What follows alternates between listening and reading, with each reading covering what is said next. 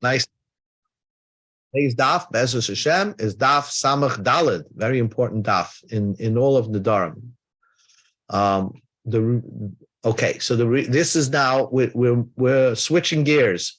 We're discussing now the neder, how to undo a neder. It's very important. You have to understand the concepts of how to undo a neder. Now, sometimes a person makes a neder, and the Masa. The neder, it should be a good neder because he doesn't regret making the neder. Let's say a guy makes a neder. I'm not eating. Let's just wait for Lewis. Hi, Lewis. We just began. Okay, Lewis, we just began. Okay. So we're discussing how to undo a neder. It's very important to understand this concept. When a person makes a neder, let's say you want to lose 10 pounds and you make a neder, I'm not eating sugar. I make a neder not eating sugar. So you have no regrets making that neder, right? So that is a valid neder. Or let's say but the way to undo a neder is two ways to undo a neder. If you made a neder when you were angry, you were for some reason angry and you made a neder, so then you can go to the bezdin, to the court, and the rabbi, and tell them, "Listen, I was very angry or depressed when I made this neder." And if they let him suffer, then that's not what they're supposed to do. They're supposed to undo the neder. They say, "Oh, hascharata, you regret making the neder. Fine, it's mutalach." But usually they don't trust you, like you said. Let him suffer. They don't trust you that you weren't making the neder with your full mindset. They don't trust you. So the better way to make a neder is if you can demonstrate, the bezdin tries to demonstrate that you didn't know something when you made the neder. So the whole neder was a mistake. Let me give you an example. I make a neder against my friend. He's acting very mean to me. I make a neder against my friend. I'm never benefiting from him. Unbeknownst to me, he was planning a surprise birthday party for me. So I didn't know that. So that is called a Pesach. I'll go to Bezdin, and Bezdin says, had you known that he was making a surprise birthday party for you, would you have made that neder? So then the Bezdin say, I would say no, and they would say, okay, you have a Pesach, an opening of something that you didn't know about it when you made the neder, and therefore the neder is invalid. Okay, so but the problem is it's not always easy to find a Pesach, something you didn't know about when you made the neder. On the other hand, if you go to Bezdin and say, I regret making that, I feel I was angry when I made the neder, so I regret it, Bezdin doesn't trust you. So it's very hard to undo a neder. So what do we do bisman hazeh? A guy makes a neder. Let's say you're never eating cake or whatever it is. You make a neder. So, and then you regret it. So what do? You go to Bezdin or Erev Rosh Hashanah, and we say, I regret making this neder. We combine both. We say, had you known you would feel so remorseful about making this neder of not eating cake, would you have made the neder? So we're combining a Pesach. You didn't know you're going to be so remorseful. So you combine the Pesach with the Charata, and that's how we're mat the neder, Erev Rosh Hashanah. Anyway, now comes along. This is very important. That comes along Rabbi Eliezer, and he says, I have a Pesach for everybody who wants to get out of a neder. A Pesach is something you don't know about that when you make it a neder. He's going to say like this. Rabbi Eliezer, let's start the Mishnah. He says, Rabbi Eliezer said, people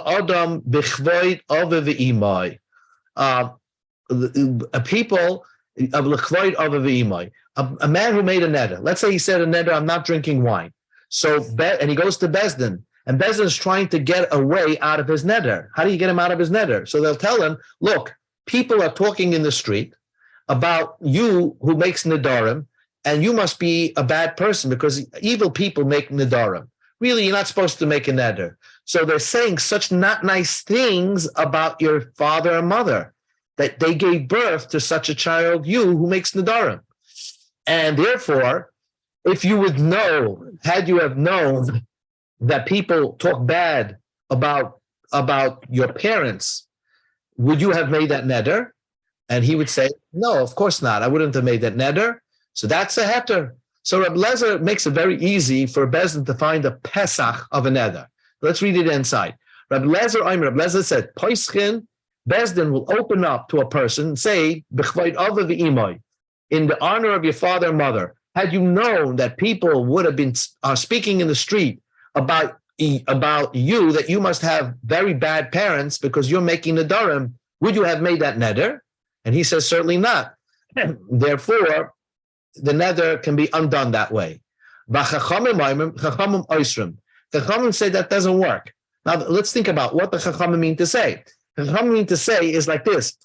When the Bezin will say to the person, would you have made the neder knowing that this might bring some gossip against your parents? Would you have made the neder? The guy wouldn't be, there's a chance that he's not going to be so honest, because the most important thing about being undo a neder is Bezdin has to trust you. Now, which person is going to say, no, I don't care about my parents. I would have made the neder anyway. So that no person would say that, because you'll be too embarrassed to say that to Bezdin. You're of course going to say, yeah, I wouldn't have made the neder knowing this brings about people saying bad things about my parents. So since there's only one answer to that kind of a question, that's not a heter. A heter means, let's say I gave you with the birthday party. You could say, would you have, with my case, would you have made the neder against such a person had you known that he's planning a surprise birthday party for you? You could either answer yes, or you could either answer no. So therefore, when you answer no, I would have made the neder, Bezdin trusts you and says, okay, then you'll have a heter. Then the whole neder was one big mistake. But here, when a person, if they tell them that this neder that you made now causes people to say not nice things about your parents, so he's not gonna say, oh, I would have made the neder anyway. Nobody's gonna say that. So since nobody will say that, so there's only one answer to this question. That's why it's not a good heter of a neder. And Amar Rabbi Tzadok even added to that Chachamim. He said, of course it's not a good neder.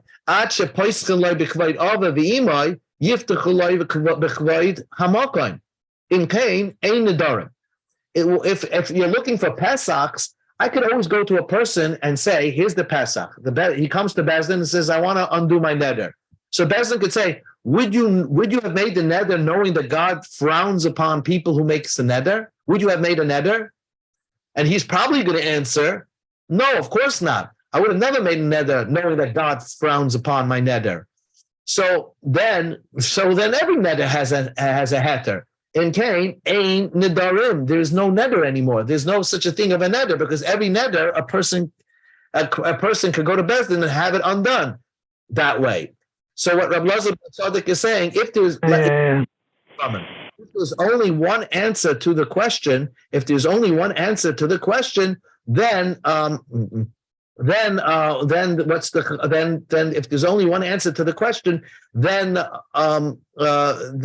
there's not a good heter. That's not a good heter for a neder. Fine.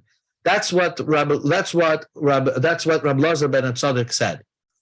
So Rabbi Lezer is going to say, yes, with appearance, with God, nobody's going to say, oh, I would have made the neder knowing that God is upset with me. Nobody would say that. But with parents, sometimes Rabbi Lezer holds a person will be honest and say, look, if I don't care, it's possible I would have made the neder anyway, knowing that people will gossip against my parents. So that is, according to Rabbi Lezer, still going to be a good heter. Now the Mishnah adds one more point. Chachamim agree to Rabbi Lezer that it is a good heter nedarim, b'davar shebeinoi levein aviv v'imoi, if a man made a neder and said, let's say he said to his parents, I'm never letting you benefit from my possessions. So we see that he doesn't care about the honor of his parents. So then Bezdin will, when he wants to undo that neder, Bezdin will say to him, would you have made this neder knowing that your parents are going to feel so insulted by this neder? Would you have made this neder? we know this guy can answer truthfully because we see that this is a person who has chutzpah to his parents anyway. So he made the neder in the first place. So they will trust him that he will answer this honestly. And he he could answer, yes, I would have still made the neder, so they won't be matter the neder for him. Or he can answer, look, I didn't realize they'll be so insulted by it, and therefore I wouldn't have made the neder knowing that. And even the Chachamim would agree that's a good heter neder. Okay, so very important theme of the Mishnah, how to undo a neder. You have to find something that the person was not aware of when he made the neder. And sometimes Rabbi Lezer holds you can find something that he was not aware of, how making the darim brings insult to your parents. So therefore, Rabbi Lezer says that's a good heter. Chachamim say it's not. Now the Mishnah continues on another possibility.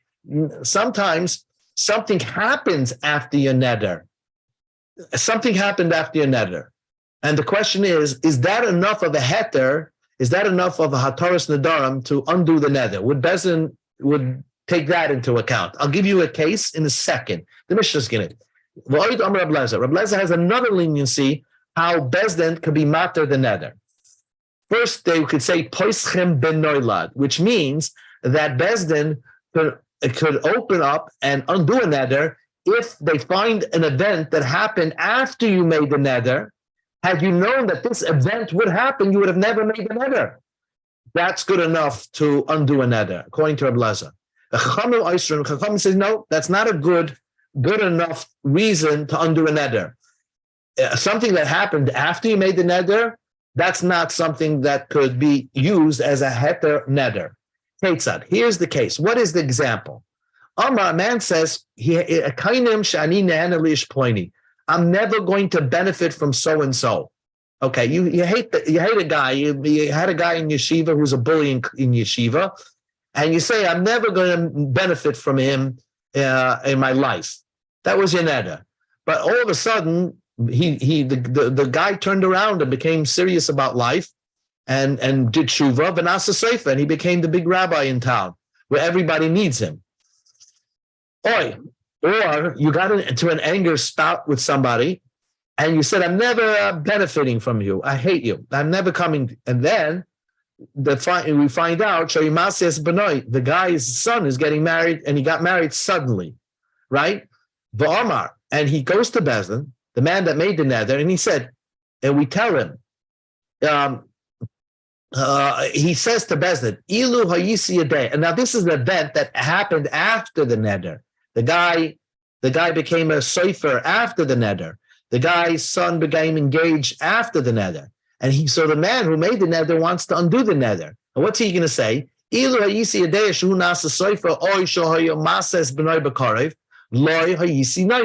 If I would have known that this person would have turned into such a Talmud Chacham, or he would have, or this person who I hated is making a chasana soon, and in those days, it was important for everybody to go to the chasana, I would have never made this neder.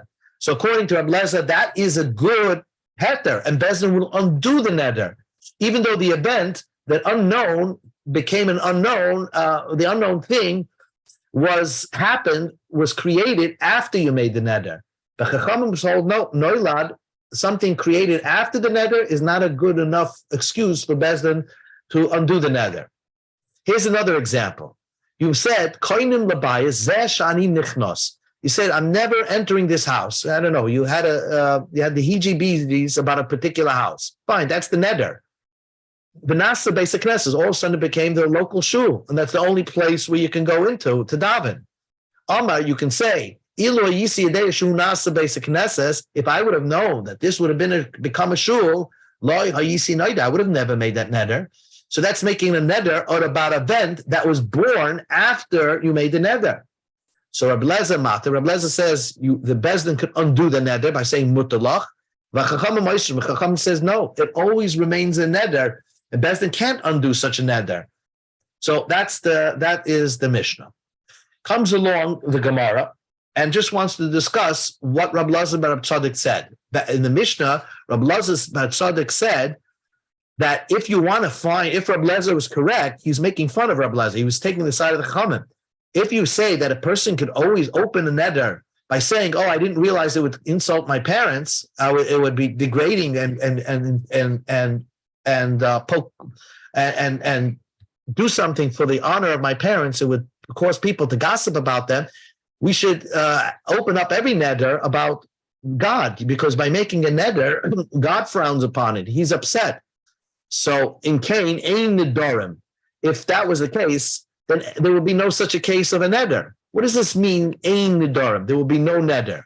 My ein nedarim. What does it mean, ein nedarim? The Gemara asks. Amar Abaye says in Cain, ein nedarim nitarin yafeh. That means that any no neder will be permitted rightly, because according to Rabbi Elazar bar Tzaddik, if Rabbi Elazar is correct, then you should be able to paisech a neder saying about, oh, it causes God to be frown upon you, and it causes God to be upset with you. And so then no neder will have appropriate heter, because nobody's going to say, oh, I would have made the neder knowing that it hurts God. Nobody's going to say the other side. So every neder is going to get a heter, but not a good heter. So therefore, that was what Rabbi Elazar bar Tzaddik said. The Rava Amma, we go to Amud Beis. Rava explained in Cain, ein nedar nishon l'chacham. He says that what the Mishnah means to say that if it was possible to open any neder and say, oh, had I known that God would be upset with me, I wouldn't have made that neder, then nobody's going to go to Bezdin anymore to undo a neder. One of the points of heter neder is you must go to Bezdin, right? You can't do it at home. It's something that you have to visit the doctor. So therefore, people, if it's so easy for a Bezdin to undo a neder by saying to everybody, oh, would you have made this neder knowing that God would be upset with you? So then nobody's going to go to Bezdin anymore. They'll do it at home. Nobody's going to go to ask a chacham. They'll do it by themselves, thinking it's so easy to make a heter neder. So that's how Rava explained the Mishnah of what Rabbi Elazar ben Tzaddik said. Tanan, we learned in the Mishnah. Umaydim chachamim Rabbi Elazar. Chachamim agree to Rabbi Elazar that you could be paiseach. That means that you could be paiseach with the honor of your father and mother. That could be used as a pesach for a heter neder, if the neder was about b'davar shebeinoy lebein aviv v'imay. If you made a neder between you and your father and mother, let's say you said, I'm never going to let my father and mother benefit,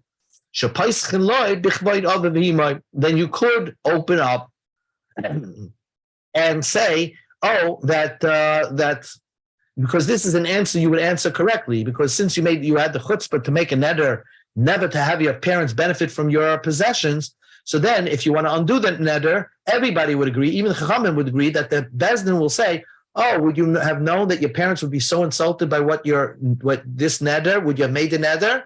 And since this person could answer that honestly, because we see he has guts to go up against his parents, because he wouldn't have made the neder in the first place. So that's a good heter neder. So Bishlama Abaye, so the Gemara understands. Bishlama, it makes perfect sense what the Chachamim, this part of the Mishnah makes sense. The way Abaye explained this Mishnah, the Amma in Cain, Ein Nidar Nitarin, Hacha, the reason why this case is different, and even the Chachamim would agree to this case, is his kivan the Ichatzafle, since this person has disrespect for his parents in the first place, because he makes this neder, my parents should never benefit from my possessions. So we see he has brazenness. So if we're going to ask him to undo the neder, we're going to try to undo the neder for him, we can trust that he's going to answer honestly and say, I would have made the neder knowing my parents would be deeply, deeply insulted. Or maybe he'll say, he can go the other way and say, oh, maybe my parents, I didn't know how deeply insulted that they would be. And if they were so insulted, I wouldn't have made the neder. We can trust that he's going to answer honestly. That part of the Mishnah makes sense the way Abaya explains what Ein Nidara means. Rava, but according to Rava, the Amma in Cain Ein Nidarim, the problem the Chacham have with these types of easy heter neder is because nobody's going to go to court anymore. In Cain Ein Nidar Nishal Chacham means that nobody's going to go to a bezdin anymore. If it's so easy to say to a person, if you realize the insult you caused to your parents, or the insult you called to God, would you have made this neder? And he would certainly say no. Then nobody will go anymore to Bezdin anymore. It's so easy to undo a neder. You can do it at home. So then why would the Chachamim agree? Why would the Chachamim agree that if the man himself took a neder against his parents, the Chachamim say that it is a good type of opening for a neder? Why would they say such a thing?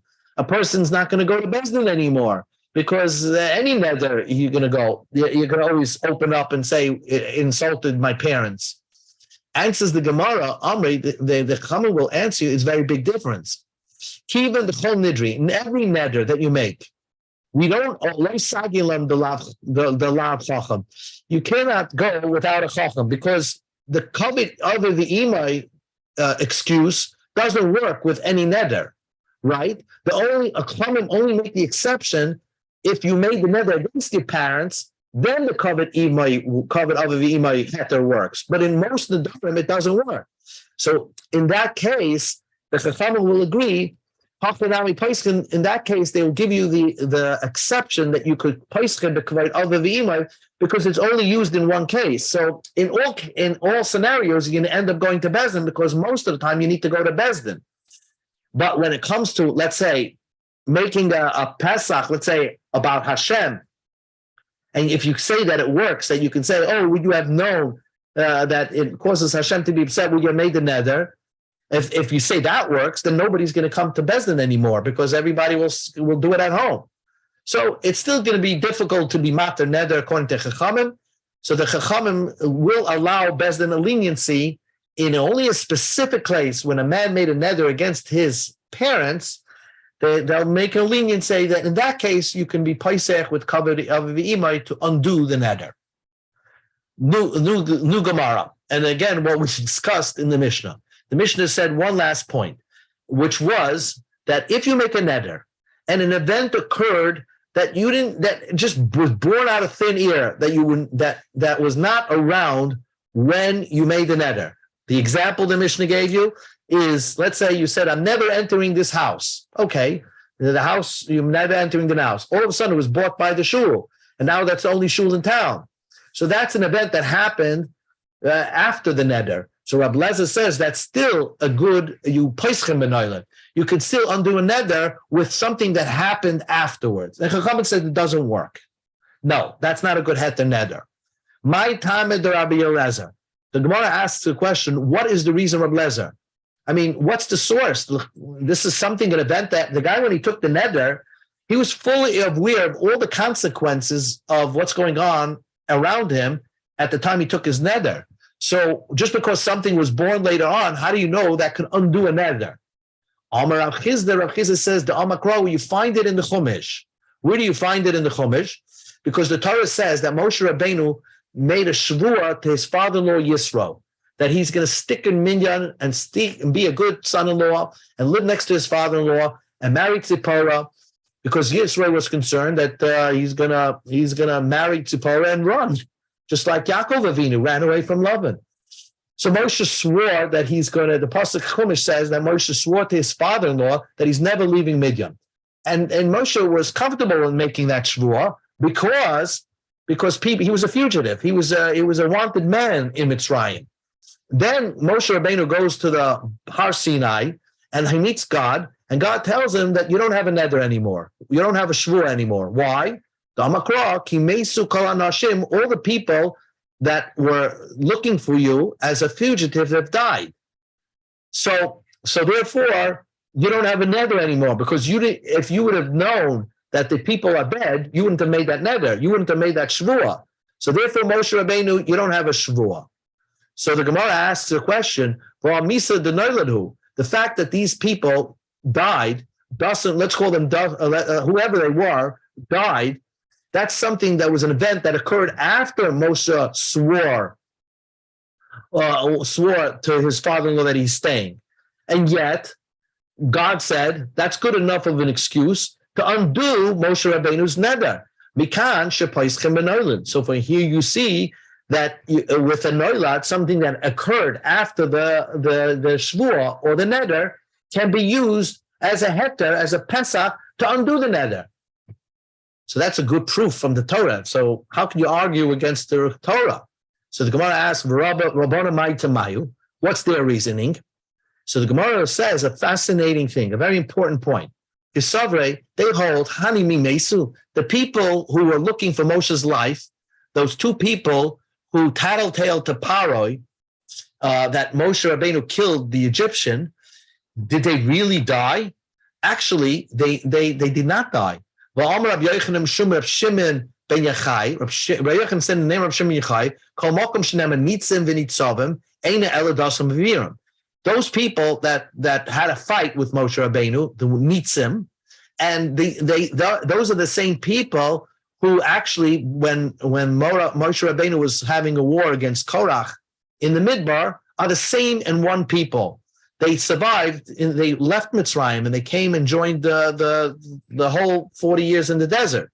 Who are these people? Einan Ela Dasan Va'avirim. They're Dasan Va'avirim. So they didn't really die. So why did God say that they died when they didn't really die? Ela Amar Shlakish says, Sheyordu min nichseihen. Here's what the point is, that they lost their wealth. And if they lost their wealth, that means that they lost their influence with Parai. And that's why, Moshe, you have no fear to go back to Mitzrayim. So God undid Moshe Rabbeinu's shvuah, his oath. God undid Moshe Rabbeinu's oath with a noilad, not with a semi-noilad, not an unthinkable event. It was like a 1 in 100, not a big chance to happen. This was something that's very likely to happen, that people, they go ups and downs in life. They have money, and then one day they don't have money. So this is a noilad shchiach that could happen. It's very likely to happen. So therefore, that is a good noilad that can undo a neder. Even the Chachamim would agree that kind of a noilad can undo a neder, because that's something that's very likely to happen. So that's something. But a shocking noilad, for example, a person says that I'm never walking into this house, and there's 1,000 houses in the city, and all of a sudden the shul buys that particular house that you made the neder. That's a unlikely event. On that type of unlikely event, and that type of unlikely noilad, Chachamim say that you can't undo an event with an unlikely noilad. So a very important point. If it's a likely noilad, even the Chachamim hold it can be used as a Pesach for a neder, a heter for a neder. If it's an unlikely noilad, for example, the case of the house with the turning into the shul, it's like a very unlikely event, but it happened. Chachamim say that's not a good noilad to use as a Pesach for a neder. Now that the Gemara talked about people who lose their wealth, we'll just end the Gemara here with a fascinating statement by Rabbi Yeshua ben Levi. Amar Rabbi Yeshua ben Levi.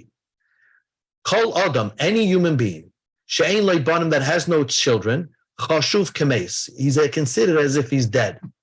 I don't know what that means. You can be alive, but in the Chumash, you're considered a dead man walking. Either you're alive, dead man walking. What does that mean? Shenema, Rachel told her husband, Yaakov, she didn't have children. So she said to Yaakov, Havili banim, give me sons, vim ayin, if I don't have children, mesa anoichi, I am considered dead.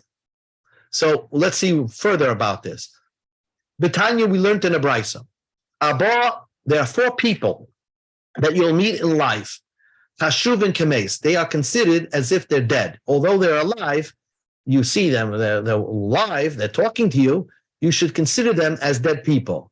Ani, a person who's poor. Umitsora, a person who has a terminal illness like leprosy. Vesuma, somebody who's blind. Umi she'ein lo banim, or somebody who has no children. So the Gemara brings a pasuk for each. Ani, if you find a person that's poor, he's considered as if he's dead. Tiksiv kimesu kol hanashim, like we learned before. Dasan and Aviram, God said they died, but they didn't really die. They just lost their wealth, and God calls them mesu, that they're dead people. Mitzora, how do you know a Mitzora is considered a dead person? Because the pasuk says when Miriam became leprosy, Aaron pleaded with Moshe to pray for her sister, for his sister Miriam. And the pasuk says, "Al nosi kimes," let her not be like a dead person. She's not dead; she just has this mitzorah sickness with her. But if you have the mitzorah sickness, you're considered a dead person. How do you know suma, somebody who's blind, layalenu, is considered a dead person? The ksiv, because Yirmiyah said after the destruction of the temple, "But machashakim hoshivani," God put me into darkness and I can't see. Kemesi olam, like somebody who's dead in the world, like the dead people of the world. So we see that Yirmiyahu compared somebody who cannot see as if he's somebody who's dead. Umisha ein leibanim, layalenu, if somebody has no children, you should consider him as dead. The ksiv, umisha ein leibanim, somebody who's not children. The ksiv, the pasuk says, "Havali banim ba'ayin meisanachi." Rachel said to her husband, to Yaakov, "Help me have children. If not, I'm considered dead." What I think this means is very difficult Gemara to end off with. But I think this is what the Gemara is saying about these four people, Ani, Mitzrayim, Basuma, Mishain, Lebanon. Usually it's not their choice to be somebody who never doesn't have children. You know, I know people marry many years, they don't have children. Somebody who doesn't make a great living. He's poor. Or Mitzrayim, Basuma, a blind person. So why are they considered like mace?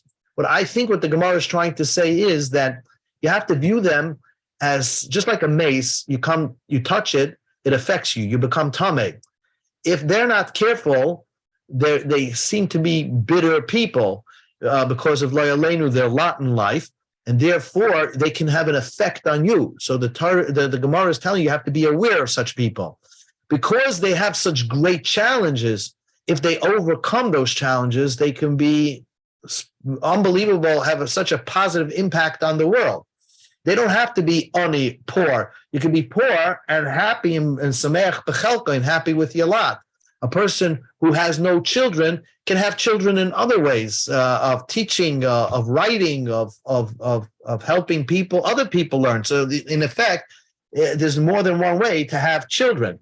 And same thing with a mitzvah, a suma. They can show how they overcome their handicaps and become a light upon the world.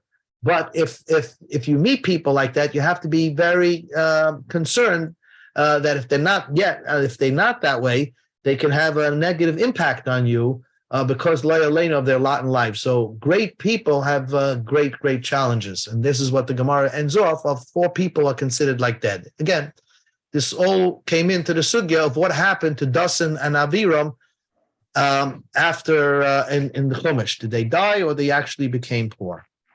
Okay. Sure.